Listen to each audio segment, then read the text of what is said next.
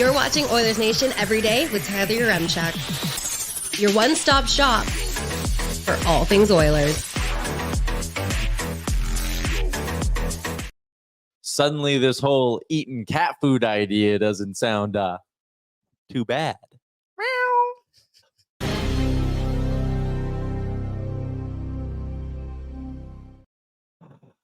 Well done. Happy Halloween. Yeah, Well happy done. Halloween. Welcome Well into done. Oiler Station every day. Aaron said I make a good cat noise. Do that again. Oh wow, That's really As good. as a new cat parent, Yeah. that gives me nightmares.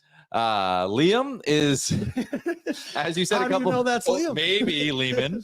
Yeah, maybe Liam. I don't know how well they can hear you, but you He's a did say clone, I believe, as the story goes. you're gonna be hot in that thing today. I already am. Fair enough. All right, what do we got going on?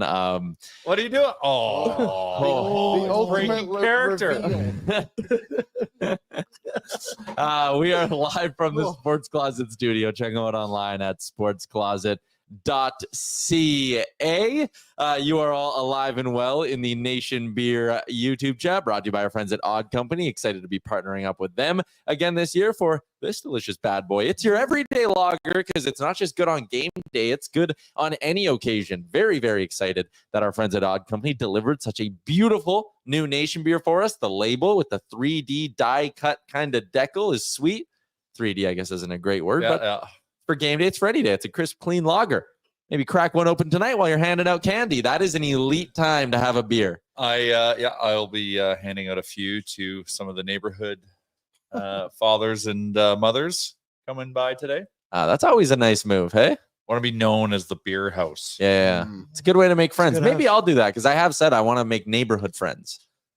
Have you? No. Yes, I think you do the opposite. You want to never have a neighborhood friend. No, I think I do want one. It's just my neighbors aren't that fun. That's not You know bad. what? You really find out about a person Yeah. when you have a Nation Beer with I had to leave 2 bowls of candy out on my front step this morning. No. Because I'm not going to be home all night. Oh, so the first person who shows up. I know, right? And I didn't even leave a note. It I'm like, was always my dream as a kid to be the first one to show up to that situation. imagine 10 a.m. walking to school or whatever. You just see, okay. I was always there to the empty bowl being like, damn, there's a happy crew of kids out there somewhere.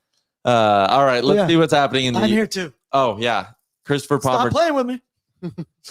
you have 3 costumes for your 3 shows today. I certainly do. Wow, And the that's a last one, commitment to the crowd. I'm like prepared for wins or loss. I'm prepared. Let's just to say the least. All right, I like it. Tune into pre and post game tonight right here on the Oilers Nation YouTube to see what Aaron's got up his sleeve. Lance is in full-size candy bars if you want to bring your kids to my house. Ooh, attaboy Lance. Hey, maybe I'll swing by, Lance. Full side cat food tins. Dave wants to hear you say shake and bake. Shake and bake. All right. I feel like I could do better. Let me work on that over the show. All right. So I had to really think of Ricky Bobby's voice. Andrew, with how much Tyler brings up cat food, I actually think he enjoyed it and wants more of it. No, You not at are what all. you eat. Thoughts? That is true. Yeah, that line would definitely I apply am here. Wonder Bread. West Side Shane, happy Halloween. Still recovering from the nightmare that is the other night, but LFG, let's go. The spookiest thing on Halloween is no McDavid from Not Owie. Mr. Cates, are we ready for another roller coaster of emotions? Yeah, I think we are. Also, shout out to who was it in the chat who predicted that I would be a cat? Yeah. Wasn't it fighting Amish? It might have been whoever it was in the chat. Someone nailed it. Chili egg. Chili, yeah, there you go. Tyler needs to be a cat. Good work. Good work. It is a Sherwood Ford Giant Game Day brought to you by, guess who? Our friends over at Sherwood Ford, the Giant. You've heard us talking about the Nation Valet Service. And again, what we learned a couple weeks ago, it is crazy. It's a revelation. You don't need to be a Sherwood Ford customer. You don't need to be driving a Ford. Whatever your vehicle is, if you need an oil change, any sort of a service that is not attached to your car's warranty, that you can take advantage of the Nation Valet Service. Jay, you are a Sherwood Ford the Giant customer. You've been doing it for years. Exclusively. And now everyone can live life as luxuriously Well, as you do. And if you're a dummy like me, dummies, use the valet service to get your winter tire change. And you know what else they'll do? They'll store your winter tires for you. That's another one of the services they offer. Less thinking. That's what I always say when it comes to just real life. Yeah, shout out to our friends at Sherwood Ford the Giant. AB, do we have our game day fast facts from our friends at Sherwood Ford the Giant? We sure do. Give it a run. Let's hear what they have to say. The Oilers won just once in 6 games without Connor McDavid last season. In his last 10 games played against the Nashville Predators, Leon Draisaitl has owned the Nashville Predators with 11 goals, 13 assists. The Edmonton Oilers have picked up at least a point in 8 straight games at Bridgestone Arena. Speaking of Bridgestone, did you know that here at Sherwood Ford, we can store your winter tires for you? Hey, you can. I like it. We call that synergy. Yep. Points. Shout out, go Rough Riders. Yeah. Points in 8 straight for the Oilers at Bridgestone. They will look to make it 9 tonight with what could be their second win in Nashville already in this young season. Yeah, this month. Like, again, the season's 3 weeks old. This is their second trip already to Nashville. The guys are probably sick of Tootsies. Oh, impossible. No, yeah, there's no way. The only way you get sick of Tootsies is if you're there for 5 days. Yeah. Like Your we would for body's the just draft. like take me to a hot chicken place and go to bed. Lance says Sherwood Ford seems like a fun place to work. It is. Hockey fans helping hockey fans with our friends at Sherwood Ford the Giant. The Oilers are going to need some help from different parts of their lineup tonight as they begin life without Connor McDavid. Out 2 to 3 weeks if you missed it yesterday. Although Tom Gazzola did report today, McDavid went for a skate at the downtown community arena. So have they disclosed what it is? I guess they won't, but LBI, lower body injury. Yeah, so below the waist. Okay. I think you can watch and be like, oh, it's a foot injury. Yeah, foot or ankle, somewhere in that range. That's good that he's skating. Yeah. Again, we're going to be getting updates like this probably pretty regularly. Every second. Yeah. Connor David's seen walking. But 11 games without McDavid. Jay, you weren't on the show yesterday. Liam and I gave our thoughts on this, but do you think this can maybe like be a little bit of a jolt, a wake-up call for the team? I mean, there's 2 ways to look at this. And yes, this could be a galvanizing point to kind of wake everyone else up that's been sleeping so far this season, to like make the team closer together, get that gel, build that momentum to kind of really build a really good season. This could be one of those moments. Like, everyone needs to step up now. Connor's gone. So it is an interesting opportunity. Now, having said that, they need to do that. And I think we need to really, as fans, gauge what the next 2 to 3 weeks look like, what we would define success as. So again, yesterday I said if it's 11 games, which feels like the max, let's say they play it safe, he misses 11. You got to be happy with 5-5-1. Yeah, I was going to say 6-5, whatever. 5-5-1. Anything 500 or above, that is massive. Now, we still have, like, you know, we brought in some hired weapons. Skinner, Arvidsson. Yeah. Put Coles in. It seems like he's like got that potential to be that. He's a threat. If that can unlock, like, it totally changes things, right? So, and again, like I was on with Gregor yesterday, and there seemed to be people, and I know, example, John Scott, Lance sent me the clip, was on 1440 today, calling the Oilers a one-player team again, right? And PK Subban did it last year in the playoffs. I know Frank yesterday was like, no one really says that anymore, but they do, and I do think that should be a chip on the shoulder for a lot of guys on this team, because, you know, Leon Draisaitl won a Hart Trophy, very damn good player. Jeff Skinner, 35-plus goals multiple times in his career. Nugent Hopkins, multiple 30-plus goal seasons. Zach Hyman, 50 goals last season. Yeah. Arvidsson has scored 30. Henrique has scored 25-plus in a season. Connor Brown's been a 20-goal guy, like 7 of their top 9. And that's so when you say that, it's very frustrating because it's like, why isn't it clicking? Why isn't it clicking yet? But it will click. Yep. That has to be a certainty. We still have to subscribe to that. And if that can turn on at some point during this run, we'll see kind of what the Oilers can be, and the fact that we can be a threat, and the fact that just Connor McDavid, yes, the best player on the team, but is just kind of complementary to the mission, not the mission. Yeah.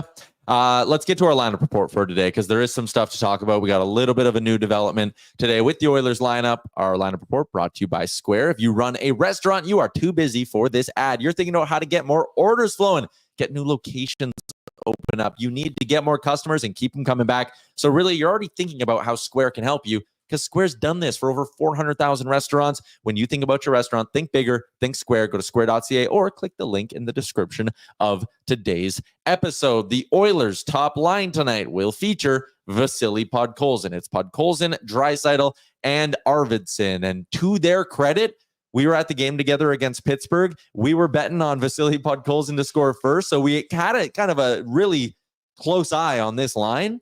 Podkolzin was putting himself in great spots. We know Arvidsson had the 3-point night. Draisaitl scored the opening goal.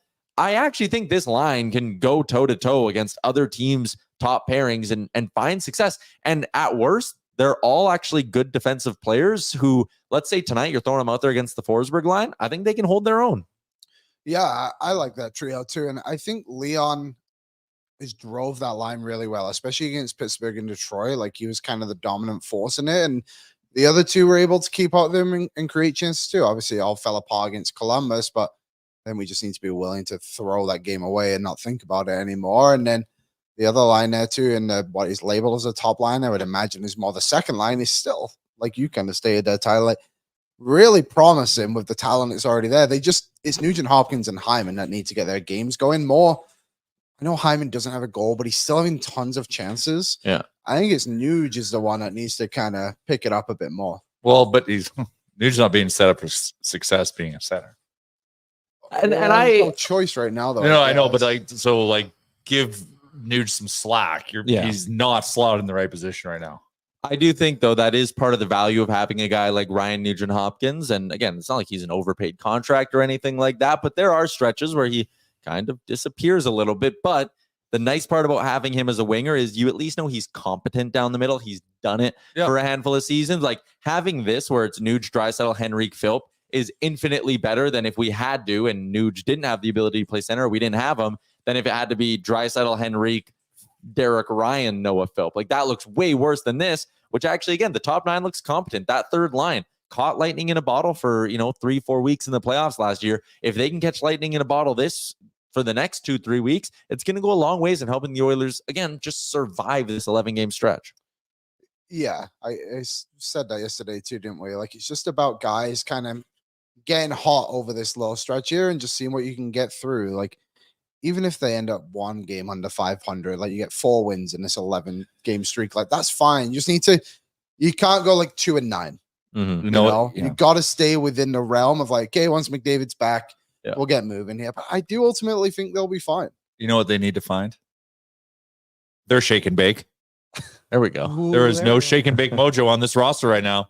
They got to find it. It's there. The talent's there. Fourth line for the Edmonton Oilers features a pair of players making their season debuts. For one, Noah Philp, it is his NHL debut. Woo. Again, just a tremendous story. I talked yesterday about his ability to come back from these long absences. Like he stepped into training camp after not playing for a year. He was unbelievable. I wrote a piece today at Oilersnation.com about the time, and I touched on it yesterday when he came back from missing the first half of the season with the Golden Bears. And he only ended up playing in the final 8 regular season games. He scored 8 goals in 8 games. And in the team's first playoff game, he had 4 points by the 32nd mark of the second period. Like, he's unbelievable. And I really think people are going to be surprised with what they see from him, even though the games now, quote unquote, matter more, even though it's now the regular season. Noah Philp can play at the NHL level. I'm excited to see what he can do. You're a Noah Philp expert. Sure. Meow. What's his ceiling in your opinion? Very, very good. See, that's tough because like sitting here, but it's just your opinion. Like it's this is not like I'm going to hold you to this. Yeah. So what do you think?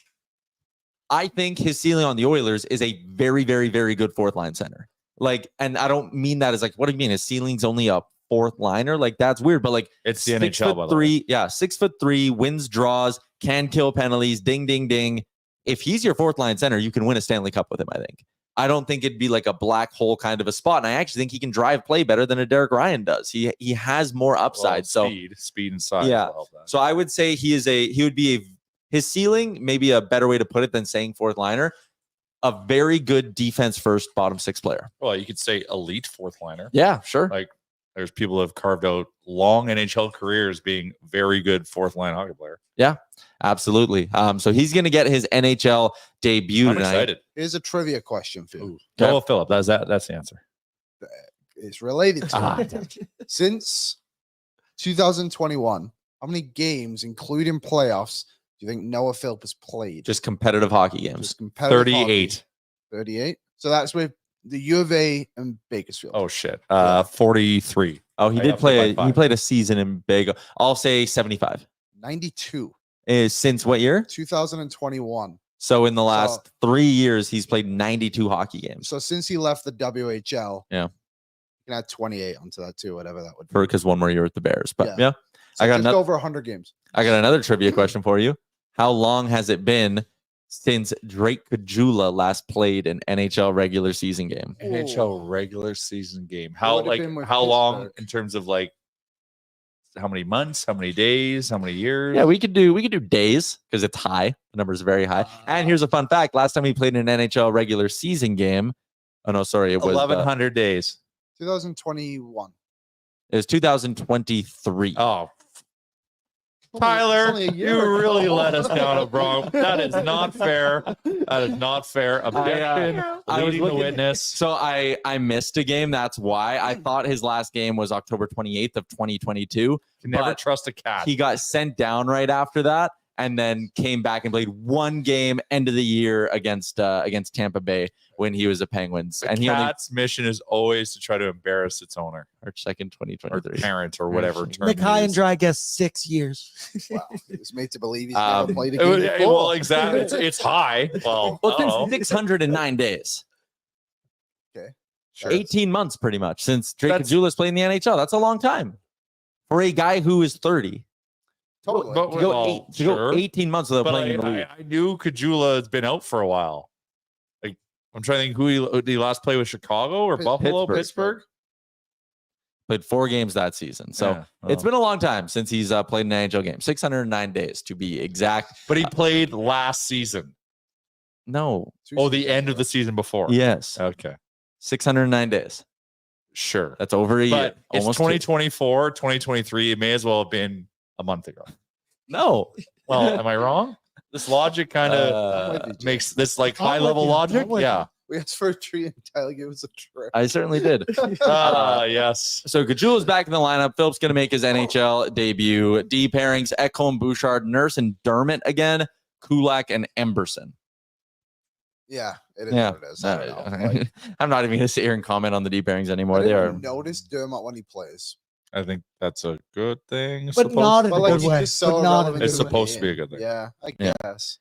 Let's quickly give you the Nashville Predators line combos for tonight. Ryan O'Reilly centers the top line with Jonathan Marchessault and Philip Forsberg. 8 points already on the year for Philip Forsberg as the Predators have started to turn it around. You know who else has 4 goals on the year? Second line center Tommy Novak, the man they call Novechkin. Goose Nyquist and Steven Stamkos are his wingers. Colton Sissons with Mark Jankowski and Luke Evangelista. Michael McCarron with Zachary Leroux, who's got a couple of NHL games under his belt now, and Cole Smith on the right side.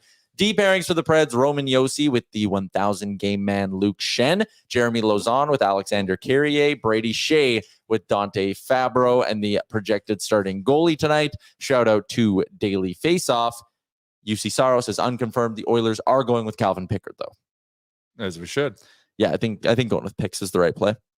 How has Nashville been the last like 2 weeks? Since They've we been last good. played 'em? They've been So hanging out? the Oilers played them, sent them down to 0-5, and since then they are 3-0-1. That's pretty good. Yeah, they've turned it around a little bit. Here's the head-to-head numbers as you get a look at things. Nashville, their offense is slow. We'll have more on that in game notes in a little bit. Their power play, slightly better than the Oilers, but still not very good. Their PK has been excellent this season as well. So there you go. There's the head-to-head. The Oilers trailing in the kind of the Everything. 4 They're key crushing metrics. us. Yep. It's going to be a tough one tonight, especially with no 97. Yeah, it certainly won't be easy, and that's why you need that second line to do something tonight. Yep.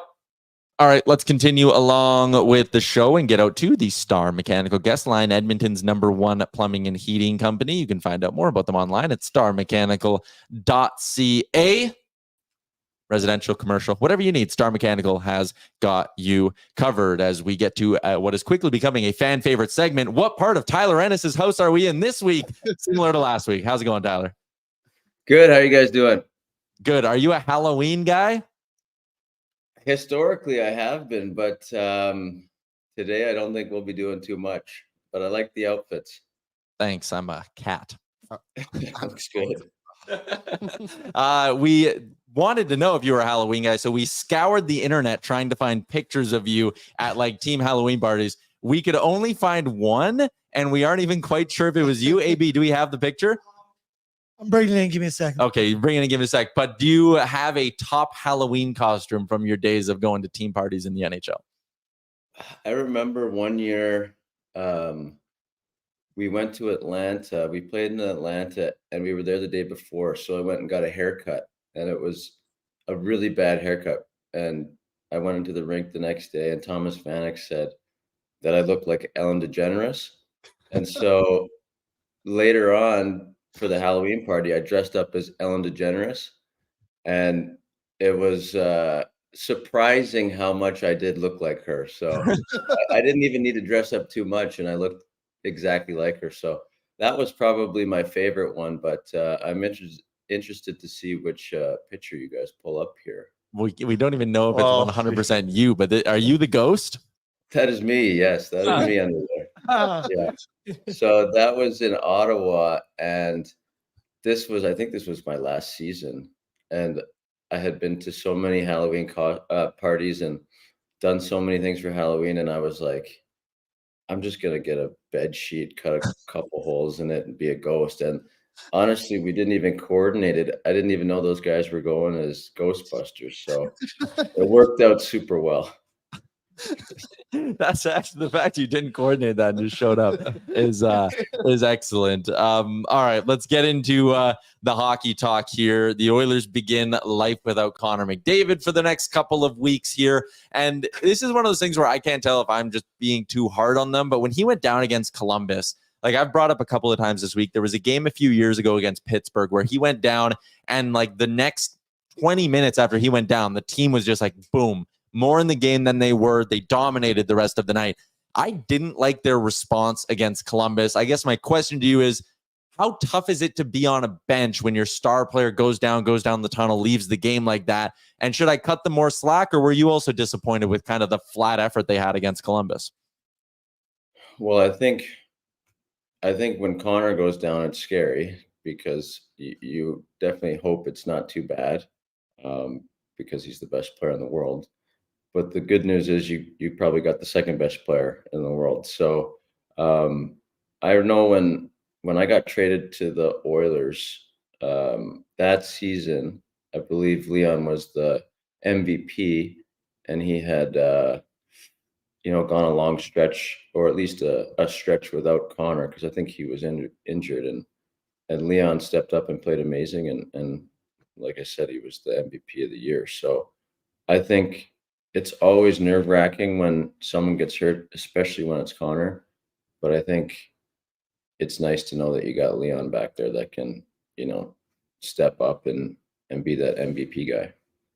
Yeah, and again, we talked about that off the jump today on the show, just the idea that, there are some people in the hockey world who are like, the Oilers are cooked, one-man team. And it's like, you look at this roster, and again, there are guys here who have scored 35-plus goals. You have Leon Draisaitl, as you mentioned, Hart Trophy winner. Who else are you kind of looking to on this roster as someone who needs to step up now in the absence of McDavid, outside of Draisaitl, obviously? I think it's going to have to be it's going to have to come from a lot of different places. I don't know if there's one guy other than Leon that can elevate to that extent where they can win games themselves, where Leon can. So I think it's going to have to take goaltending. I think that's going to be key. Team defense, and then chip in from everywhere. I think Nuge is going to have that second line center role, and if Nuge can go off, that would be huge. I think he's an unbelievable player, and I think that's a good spot for him. So I think it's going to be a good moment for the team to overcome this adversity while Connor's gone, and if they string some wins together and just add Connor back, it could be a point in the season where this is where they take off. Yeah, I think it could really go either way. But you just said that Nuge is playing at center tonight. What is it about his game that allows him to be so successful on the wing and then also moving to the middle?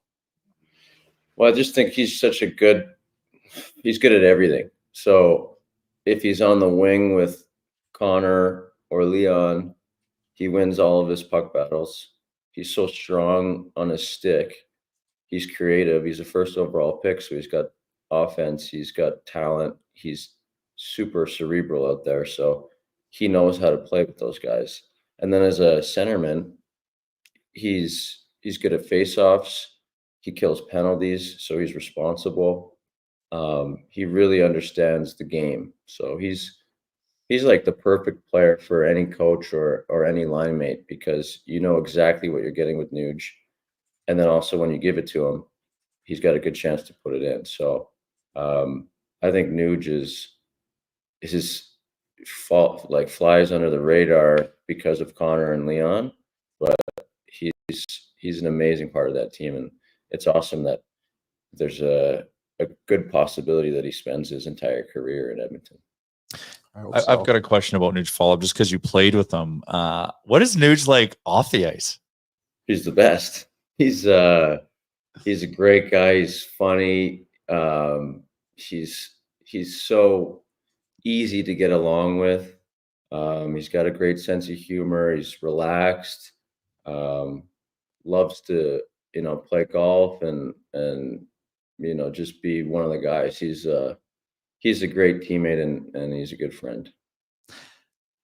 Last area I wanted to hit on with you was, again, just sort of these things that I can never tell if we make too big of a deal of. But the Oilers have had a few nights tonight where their goaltending hasn't, or a few nights this season where their goaltending hasn't come through for them. And I've been a Stuart Skinner apologist for years. Liam, you've been in the same boat as me. We generally think he is underappreciated by this fan base, but the year hasn't been going their way. When you're on the bench and maybe one goes in on your goalie that you're like, damn, maybe should have had that one. Does it actually have an impact? Does it actually take to use the cliche, wind out of your sails? Or is that something we just sort of get too fixated on the outside? I don't think it affects the play of the guys, but it can be deflating, like you said. Like if you're concerned or worried that a weak one could go in or does go in, it's deflating. But at the end of the day, every time that individual steps on the ice, a defenseman or a forward, you have so much required of you individually and for the group that you can't think about that.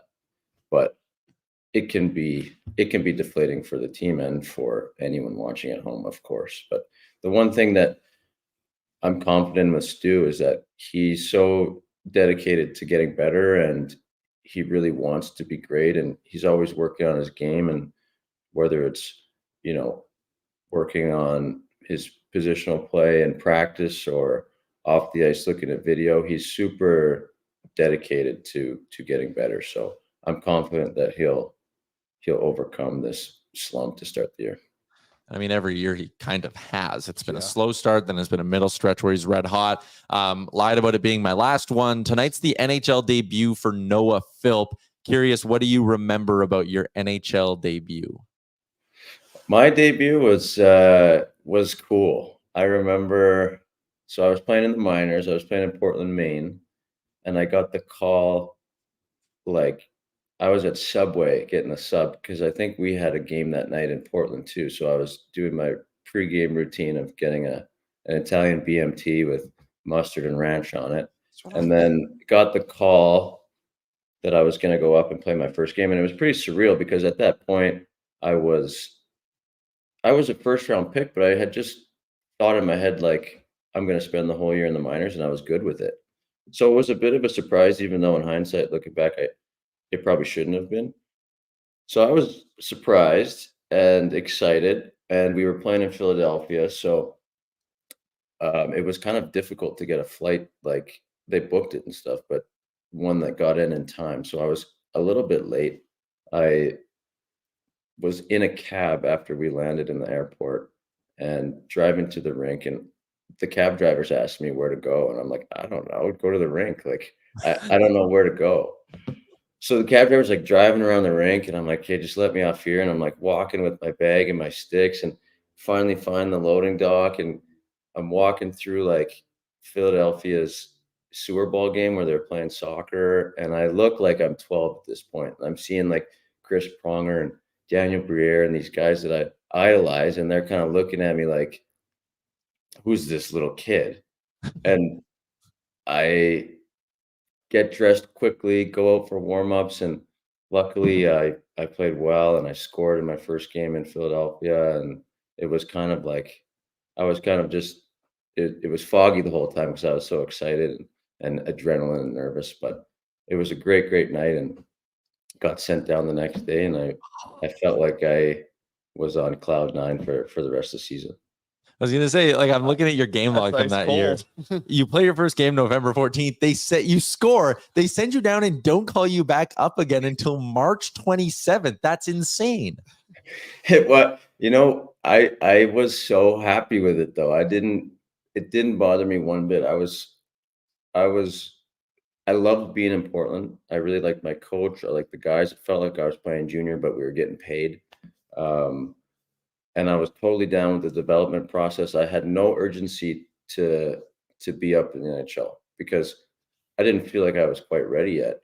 But when they sent me down, it didn't bother me at all. So it was a great first game, great experience, and it was a fun, rookie year as a pro. And I still look back on those days as, the most fun I had probably. Portland's supposed to be a great city too. It's amazing. It's like, I mean, it's on the ocean. I lived on the ocean, so we lived in a place called Old Orchard Beach, and we had like 10 guys on the team living in this apartment complex on the beach. So it felt like I was playing junior, living with my buddies, living on the beach. Now it was wintertime, so it was cold, but I had never really been around the ocean up until that point in my life. So life was good. I was so happy, and I was just kind of rolling with everything and having a good time out in Portland. Next season, you stuck with the Sabres, popped 20 goals. There you go. Do you want to ask? Tyler Myers just played his 1000th game in his career. You guys obviously played together in Buffalo, drafted the same year. Like, what was he like as a teammate? And do you have any fun stories? And you were in Van for the party too. Oh, okay. Yeah, we went up there. He's my next door neighbor, so obviously he's not living here right now. He's down in Vancouver, but we're really close. One of my best friends. We lived together when we were playing together in Buffalo, drafted in the first round together. So we kind of, grew up, did everything. Just a great human being, great family, amazing player. I think people don't realize sometimes that when he came in, he was the rookie of the year, asked to do a lot, was, one of the best defensemen in the league at that time. And then has developed into just a super reliable, 4 or 5 guy, 3, 2, depends who you play him with. I mean, he plays with Hughes sometimes, and then he plays with Susie sometimes. So super reliable defenseman, veteran, great teammate. Just so happy for him. It's so hard to reach that milestone, as everybody knows, but especially for a guy that big, it's tough on the body. He's had a lot of small injuries, big injuries to overcome, and I think it's just a testament to how hard he works and how flexible he can be as a defenseman throughout his career. He must hit it a mile, eh? He must hit it a mile. Golfing? Oh yeah, he does. He pounds it. And the crazy thing about him is he didn't start golfing until like 3-4 years ago. And he's like really good. He's naturally gifted. I mean, his brother plays in the NBA. Like, he's just a natural athlete. Like, when his brother plays in the NBA? Yeah, he's got like a half brother or step brother. So it's his mom remarried and had a kid that went and was first round pick to the Knicks, and he's now on the Dallas Mavericks. So his name's Quentin Grimes, and cool. Just good genetics, So Mizey, you watch him run, and I always think that if he ever devoted himself to any sport, he was going to be unbelievable at it. 6'8", just sick. So happy for the guy. Guy's that tall though, probably looks ridiculous holding a putter, right? Like when he's like, he's got probably like a 90-degree angle hitting his putts. He's surprisingly good, and it looks surprisingly not awkward when he's putting. We'll put it that way. Do you guys golf? And where do you guys are you guys big golfers? Yeah, kinda. I used to Where do be. you I guys- want to golf more again. You used to be a scratch golfer. No, I used to be a 3. Oh, 3. Sorry. I played 50 times this year, so I'm not exactly that good, but I play a lot. Where do you play? I just go all over the city. I don't have like a membership anywhere. I'm not that fancy. I'm at What's the your Edmonton Country Club. What's your favorite place to play? In terms of the public courses, probably the Quarry or the Ranch. Those two kind of stand out above the rest. Where do you play when you come to town? Well, when I was living there, I played at Blackhawk, which I really liked. I'd been a member at a bunch of places throughout my life in Edmonton, and I love the golf there. But in terms of public, I agree. I think the Quarry's so nice. That layout's awesome, but it was so far away from me. It was just tough to get to. But I do love I love the Quarry.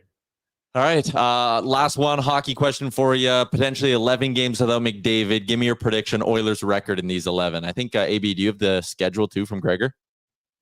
There we go. Give me your prediction for 11 games here without Connor McDavid. There's some tough ones. Vegas, Vancouver are going to be really tough. You get the road trip through Toronto, Montreal, Ottawa. I'm going to go. How many of these are? It's 11 games, did you say? Yeah, 11. So I bet you they go 7-4. Oh, let's go. Hey, we will be thrilled with 7-4 as our boy I want to McMullen ask said. 2 golf questions though now. We've hit with 8 last ones. But it's golf, so I feel Okay, like fine. this It is doesn't count. it Ask him a doesn't golf count. question. Favorite course to play in the Kelowna area and most difficult course to play in the Kelowna area.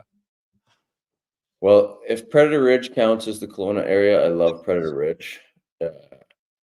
But in the city of Kelowna, The ridge over the links, right? I like the Ridge yes, one. yes. The Ridge is the one in the mountains, right? Kind of. Yeah. I love that course. That course is unbelievable. Yeah. In Kelowna, there's so many nice ones, but I would say the Bear and Quail. So I think it's called the Okanagan now. Yeah. But the Bear and Quail is great. And it's crazy what you get for like your bang for your buck. There's 2 courses there. They're in the woods, and then they kind of turn into link style. Yeah. Kelowna has got great courses for like public courses that are just amazing. What do you think of the Rise? Oh, I love the I haven't Rise. played it. I haven't played it yet, but I heard mixed reviews. What did you hear about it? It's beautiful viewpoint. It's interesting. It's interesting. Gimmicky? What's that? There's like a 330-yard par 5 that is like this. Oh. So you can't it's super There's some weirdness to it, but like beautiful viewpoints. That's what I was wondering what you thought of it. Anyways, all good. I struggle with tee shots that I can't see, like blind tee shots. If I don't know where I'm hitting, I'm horrendous. Oh, well, you won't like the Rise. and I have to play in perfect conditions. If there's any type of wind, I'm done too. So I'm with you. yeah. Princess golfers. I hit the ball extremely high, so if there is like 1 kilometer of wind, I'm fucked. You do hit it very high. Yeah, I just mentally I'm just weak when it comes to any I'm condition. with you, man. Golf is just gets you in a mind pretzel. Yeah. All right. Yeah, we do have a game day, so we got to move on. Tyler, I appreciate it. I honestly enjoyed the golf talk a lot too. Of course. Yeah, it's great. We'll talk to you again next week. Thanks, man. Thanks for having me, guys. Appreciate it. There you go. There goes Tyler Ennis. No, 7-4. Let's go, baby. If they go 7-4, whoo, we be cooking. Tyler Myers is taller than his basketball brother. That's a good Well, thought. he's 6'8", I but know, it's just funny. You would never think that. how tall is his basketball brother? 6'4". Oh, so It's got to be like a point guard or point something. guard, then, yeah. right? Quentin Grimes yeah, I is think good he's a too. guard. He's Yeah, a good you're our player. NBA guy, AB.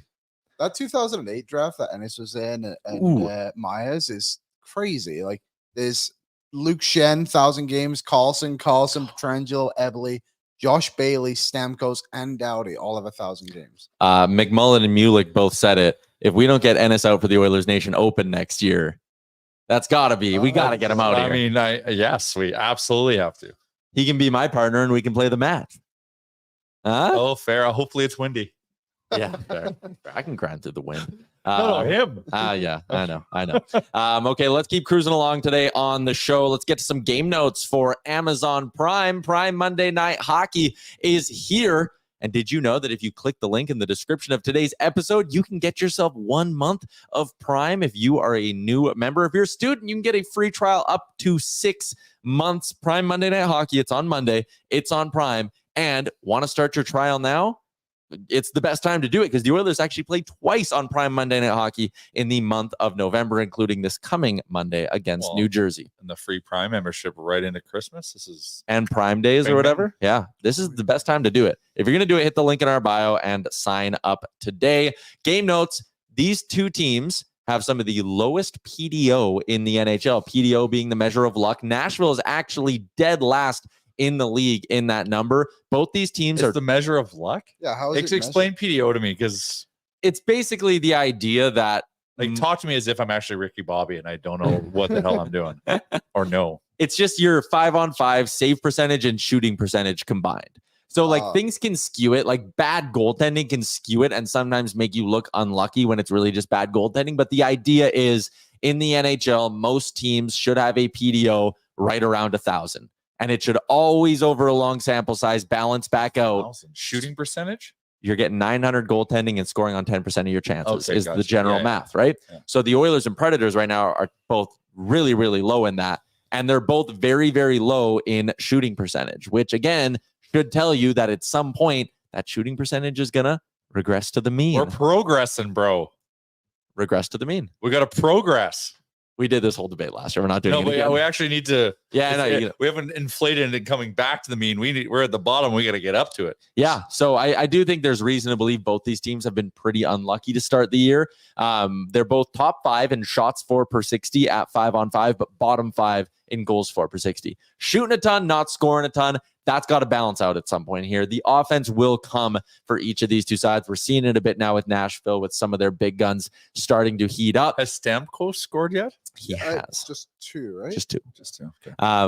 The Oilers are actually, again, if you want to talk about a good metric of like where you are versus where maybe you should be, the Oilers bottom 5 in goals for per 60. They're actually top 3 in the NHL in expected goals for per 60, which I know is a bit of a flawed stat, but it again goes to show like the pucks will start going in enough here, right?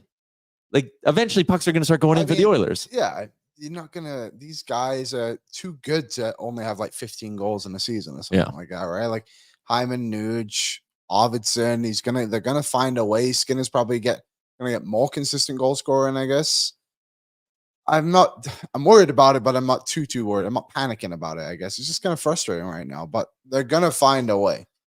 Also, the PDO thing is very interesting for Nashville because Saros has a 905, but it's Scott Wedgwood where they're absolutely getting screwed at 854. And Saros had a slow start to the year as well. So would that mean then with that, if Saros is a 905, that they're just not scoring the goals rather than the goaltending being so bad, I guess. Yeah. Right.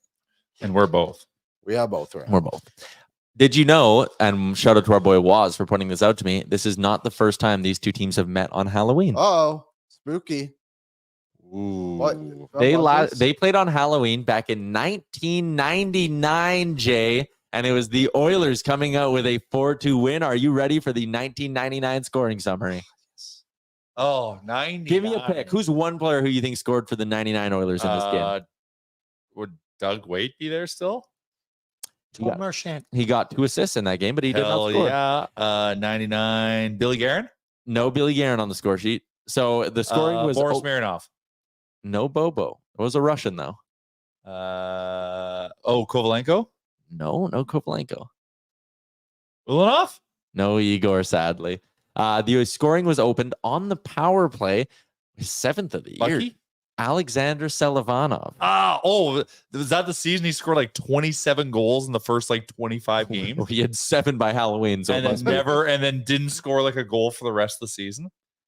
He had a crazy hot start one year. There you go. He had 27 goals in 67 games. Yeah, and I think he scored his 27th goal like game 30. He had a 4-goal game in November of that season. There was a stretch in November where he scored 7 goals in 3 games. So yeah, that would be the season because he didn't. Yeah. No, actually, he scored down the stretch, Jay. Did he? Scored a hat trick on the final day of the Yeah. season Oh, well. against Calgary. So Okay. Selivanov opened it from Doug Waite and Roman Hammerlick. Yanni Nienema from Selivanov nice. and Waite. Rem Murray got his first of the year. The Oilers were up 3-0. They were looking great. Got into a little bit of penalty David trouble. Legwand. Scored the second goal for Nashville. They made it 3-2, and then the Oilers sealed it up in the third period with a Mike Greer shorthanded marker. I would like to back up Jay's point a little bit. Thank you. So he scored December 1st, 99, then didn't score again until January 19th. Okay, so there was a long he stretch slowed in down. He was on there. some crazy hot streak and then slowed down. Yeah, he's scoring basically every game up until that. 5 points against Chicago, like Tyler said. There you go. Those are your game notes brought to you by our friends at Amazon Prime. We got 15 minutes left in the show here. I wanna jump right into our betting talk, actually. Me too. For our friends at Bet365, the game day betting I should have been challenge. more bullish. Download Sorry. the app today. Use the promo code NATION. That's NATION. Whatever the moment, it's never ordinary at Bet365. What is the photo that you've used for the challenge? That's an old photo. How far back on my Instagram did you go? I love how he changed our photos, but Yeah. his is still the same. Well, I have wins this year, so I figured you guys needed to change it. Jay's is also very funny. That was on Google. Was That mine is- on Google? That's an no, old that photo. was Instagram. That's Yeah. like a 2019 photo. You're holding an Oodle Noodle box. That's right. Outside a little brick. And Oh. is there an Oilers Nation tee on there? No, I Oh, made a okay. mistake. I should have worn a Nation The tee. big three. The big three. Jay and I both struggling early on. How is Tyler just 0-5? Because I Because he missed missed Monday's Monday. show. I didn't send a pic. Oh, I forgot. he had one thing to do. Not ideal. People love saying you have one thing to do. I was No, one flying. I was job. in an airplane. All right, challenge time, boys. Let's get our bets. I'm going first here. It ain't sexy, but I'm betting the under. I think there are two ways this game goes. I hope you lose. I know. I think if the Oilers win, it's because Pickard plays well. I don't think the Oilers offense has more than 5 goals in them. And I could see this one being like 4-1. I could see this one. I'm actually probably going to I'll take under 6. I'll stay with it. You got a little bit of push insurance there. So, yeah, I'm going to go under. I think, the Oilers are also underdogs for the first time all season tonight at plus 115 on the money line, or plus 110 on the money line, which isn't a bad spot either. But I don't know. I just think if they win or lose, I just think this is going to be like a boring, forgettable road game for the Oilers. Aaron, did you get this picture just during the show? The line? Yeah, it shifted to plus 115 for the Oilers. So I saw it at plus 120 this morning as well, so it's moving quick. Lines be moving. Liam, next. Ekholm point. He's on the Ooh. power play, plus 120. Got me last game. I mean, I think he's on like a 3 or 4 game point streak too. So most offensive threat on the Oilers. Right 3 now. shots is He's plus third in 125. scoring, too. isn't he? Third or fourth. He's like He's in third, yeah. yeah. I think he has 8 points now. Love me my at home. Will you be wearing a jersey tonight? No, I am dressing up with my daughter and going trick or treating. That makes sense. I actually heard a story about Ekholm. So, a gentleman who works with me at the Crusaders, his son plays on the same team as Ekholm's son, and he says that Ekholm they're just a smaller program, I guess. And he says Ekholm, whenever he gets a chance, he's like skating with the team and helping them all the time whenever he's like available at home. So that's pretty cool. It is such a great story, and I know we've talked about it a lot, but him just coming to Edmonton and being like, I'm an Edmontonian, Yeah, and pretty like cool. stays here in the summer, his wife being all excited. Oh, it is so heartwarming. I love Matthias Ekholm. And when he was acquired, a lot of people were doing the whole like, ooh, that's not going to age well. Big defenseman heading into his mid-30s. And he has aged beautifully. Like, I have zero concerns about him for the rest of this year and even next year on the last year of his deal. It's great. I love at home. It's Jay, what's your pick tonight? it's gonna happen. It's gotta Ooh, happen. It's getting juiced up. It's a juicy bet. I should have parlayed that with Leon 2+ points. That's my mistake, everyone. So sorry. I'm also going to be doing that. But for the sake of this game, put Coles in his due. And he's playing with the mayor of Nashville. Tonight Like makes this sense. Yeah. is the recipe for a pod Coles and goal if there ever was one. And he's been a threat. It's happening. Plus 600. It's delicious. Parlayed together, that's plus 1,800. Yeah, don't worry. If my phone wasn't in my pants underneath these pants, I would have adjusted my bet mid-show. So, How about Mulek put in the chat? You guys want to take a stab at guessing what Noah Philp is to score tonight? ooh, plus 900. 1100. 1100 plus Really? 1100, yeah. Noah Philp to open the scoring, 40-1. I mean, like, there's always magic around a player's first game, right? Also, Drake Caggiula has shorter odds to score tonight than Bouchard, Ekholm, Perry, Podkolzin, and Jan Markin Brown. That makes no sense. Who's going to bet that? I don't like that line. 400. No way. Uh, 400. Plus 400. He's been playing the NHL in Bud 600 Colson's days. playing on the first line. Yeah.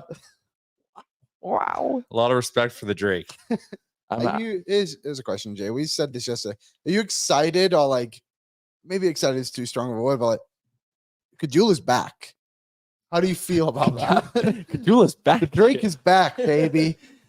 Could you imagine? I think it's a cool story.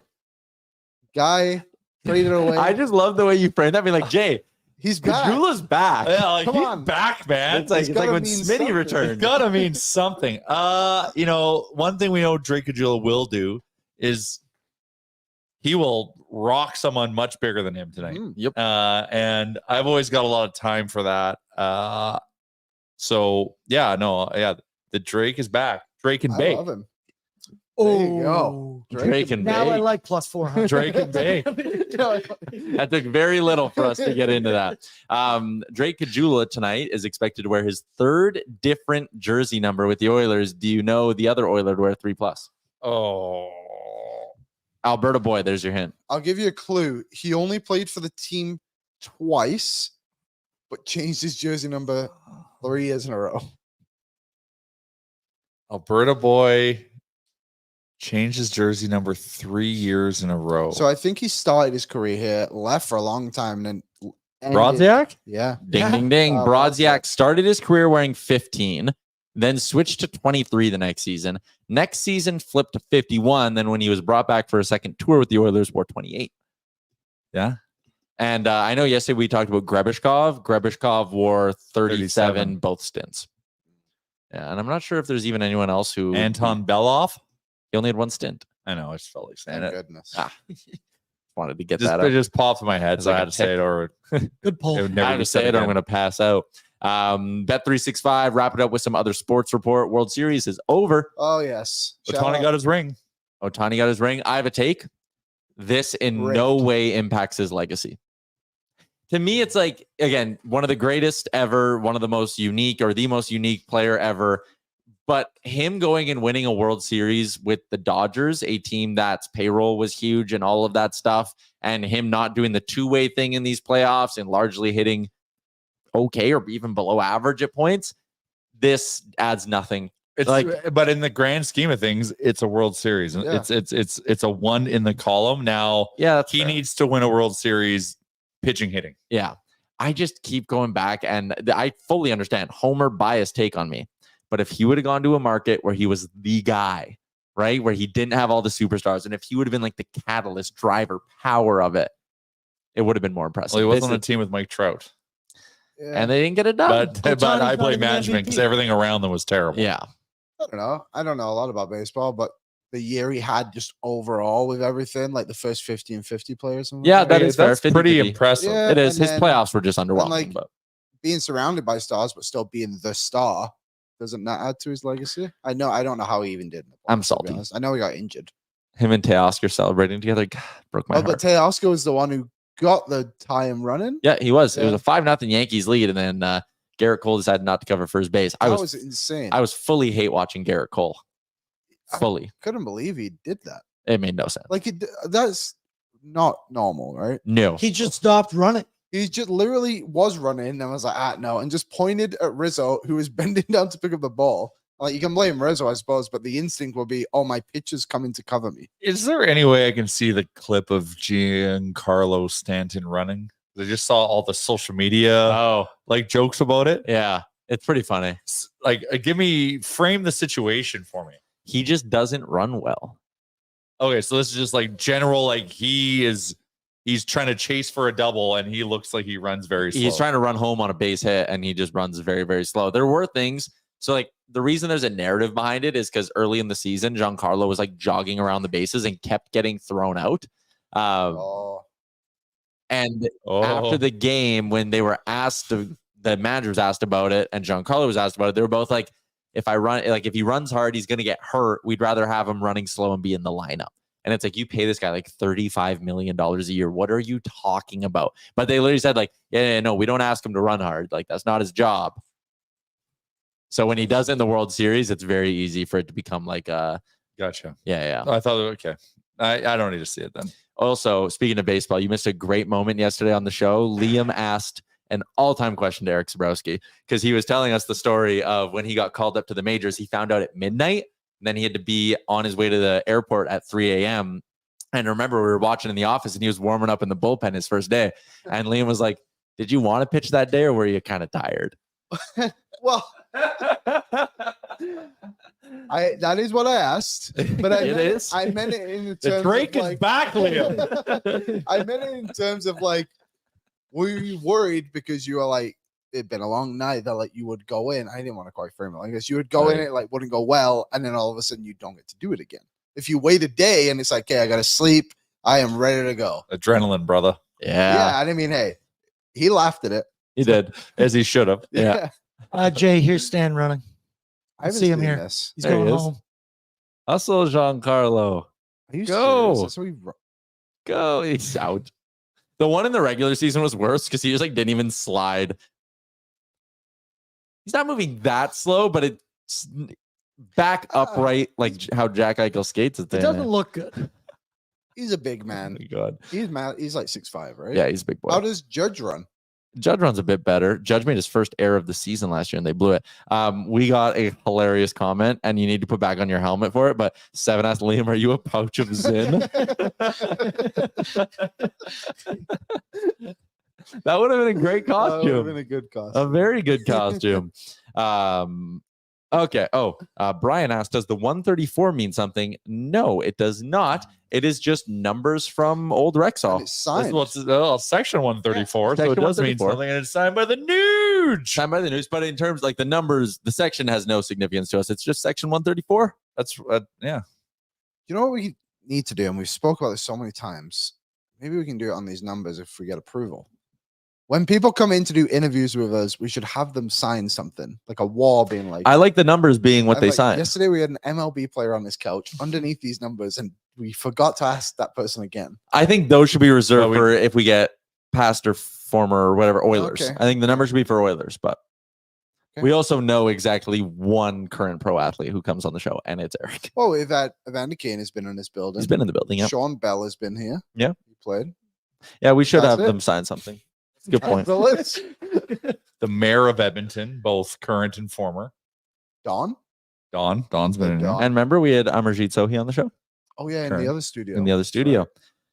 Okay, let's wrap up the show today, boys, with our keys to victory. It is brought to you by Sherwood Power Sports and Marine. Hockey fans helping hockey fans, whether you're looking to rumble through the woods or get out on the water, they're home with a $50 bi-weekly ATV, and you can be on a boat next summer for as low as $105 bi-weekly. Whether you need a motorcycle, a quad, an e-bike, or a boat, Sherwood Power Sports and Marine can help you out, located right in the heart of Sherwood Park. It's hockey fans helping hockey fans. Keys to victory, boys. Unexpected goal scorer. I'll take that one. Someone in the bottom six. Henrique, Brown, Janmark, Philp, Caggiula, Perry. One of them has a big night, then we have a better chance at winning this thing. I think the top six can be trusted to get you one. Hopefully the power play wakes up for one. Bottom six, too. It's going to take a team effort. You need an unexpected hero tonight. Someone from the bottom six step up is my key to victory. Liam. Yeah, I really, really like that one. It feels like one of those nights where someone huge is going to get a big goal. Someone unlikely, say, gets a big goal. It's just such a rallying point for the team. I'm going to go in a bit of a different direction, I guess, and just higher up the lineup. I think that second line is the one that needs to get going. You need Nugent Hyman more than ever now. And I think Skinner has played well, so I'll cut him some slack. But those two for me are the two that need to get this team up and over the hump. Jay, key to victory for our friends at Sherwood Power Sports and Marine. Shake it, big baby. Oh, wow. Jay was staring at the camera for a long time there. I didn't know what was going on. That scared me. Got the heart rate going. We need to step up. Shake and bake. Shake and I'm bake. Calvin Pickard. He's won this game before already. Do it again. Be solid. You should beat this team. Offensive superstar Brett Kulak. Say what up again, maybe. Why not? Great chain, AB. I like the new look of the power play as a closing thought as well. I like the new look of Liam. Yeah, the Zin pouch, yes. I like going Ekholm at the top of the power play. Like we've talked for so long about them. Ekholm is so sneaky. How long have we been like, man, how nice would it be to have like a hammering one-timer shot on the right side, a right shot who can stand there? Bouchard's kind of that guy. Okay. So I like having Bouchard in just that Ovi kind of one-timer spot there. Yeah. Hyman in front, Nuge working in the McDavid role, call it. Draisaitl in his office, Ekholm running point. I actually think this power play can work. I'm high on them. Dry needs to be your McDavid though on that. He's got to be the guy covering all the ice and do because he's the only one that can even. No one's Connor McDavid, but be the guy that buzzes around the ice and go around guys. I just found my new best bet for the night. There we go. Can't change it. I know, but just as one, maybe we can squad ride. Matthias Ekholm power play point. Plus 400. Plus 330. No way. Plus 330. And he's on the PP? He's on PP1.